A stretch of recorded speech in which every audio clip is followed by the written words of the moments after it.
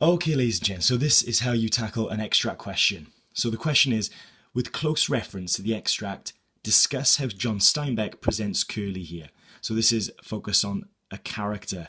Yeah, so this is a character question we need to focus on. You could have a mood and atmosphere extract question, but here is a character with a focus on Curly. I always like to underline the key words in the question so I know who I'm talking about, so I'm not going to get mixed up with other characters. Okay, it's worth 10 marks, so we know we need 10 EE points. That stands for evidence and explanation. Right, let's get to it then. As I'm going through, I just let my pen trace over the line, okay, just help my eyes track the words and the line as I go through. So here we go. At that moment, a young man came into the bunkhouse, a thin young man with a brown face, with brown eyes and a head of tightly curled hair.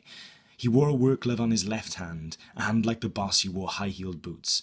See my old man, he asked. Okay, so straight away, I mean, sometimes I read the whole extract before I start to really go into depth about what it's about, just so I got a feel about where is this extract based in terms of the whole of the novel. Now we know this extract is based once Lenny and George have arrived at the ranch and they've met Candy. Then Candy has introduced them to the boss. The boss is obviously a bit suspicious. He's a bit suspicious of George, really. That is he exploiting Lenny, because Lenny seems to be not too bright. He's not very talkative, so he doesn't really understand the nature of their relationship. And then we have Curly enter the scene, and Curly doesn't even give them any sort of greeting. He's straight away just quite rude, really, saying, well, you see my old man? He's someone who doesn't feel like he has to show any respect to anyone because he feels superior, like above everyone else. So let's pick it apart. As I'm going through, at that moment, a young man came into the bunkhouse. Okay, a thin young man with a brown face. I could comment on those things, but I don't think so, because from the 10 points I made about Curly before, my mind map or my bullet point list, I'm looking for them in the text.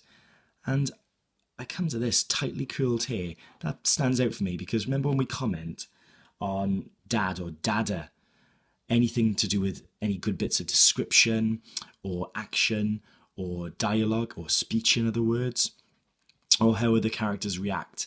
And this really stands out for me as a piece of description, tightly curled hair. I'm thinking these curls, okay, are like coils, yeah? Like coils, almost of a spring.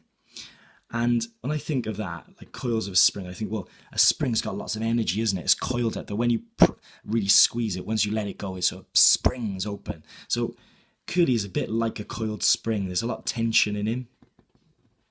It's almost like he's full. He's got all this energy as well bursting out.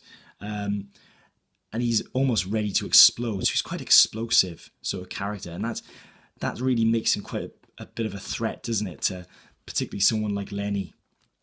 Because obviously, if he wants to pick on Lenny, and Lenny reacts in any sort of way, or even George, then it could mean that they'll both get canned or sacked, in other words.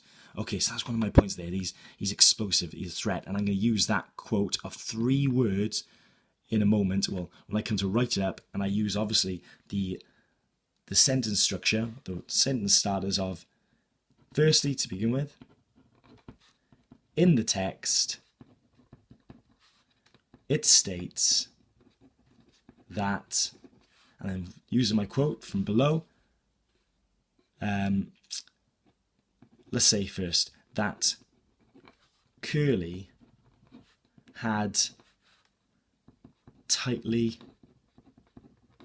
curled hair, which suggests, because this is going to go into my explanation now, that was my evidence, this is my explanation, suggests that he is explosive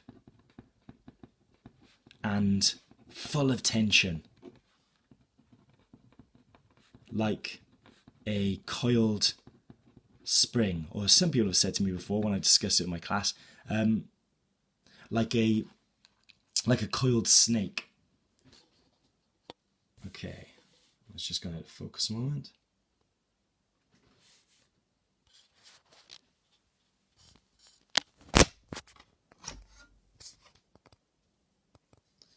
Okay.